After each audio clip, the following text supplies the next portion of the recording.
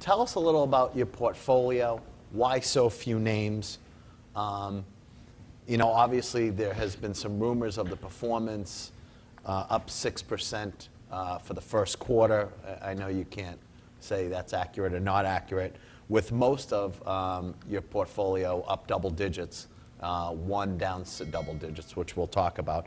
But give us just a take on why so few names, and so for a bunch of reasons. I mean, I've always had the view that why not own the best 10 or 11 investments as opposed to ideas 12 through 25 or 12 through 100, which is more typical. And I think there are very few great investments at any one time. So the ability to concentrate is an enormously valuable asset of a strategy. The problem with it is it leads to bumpier returns.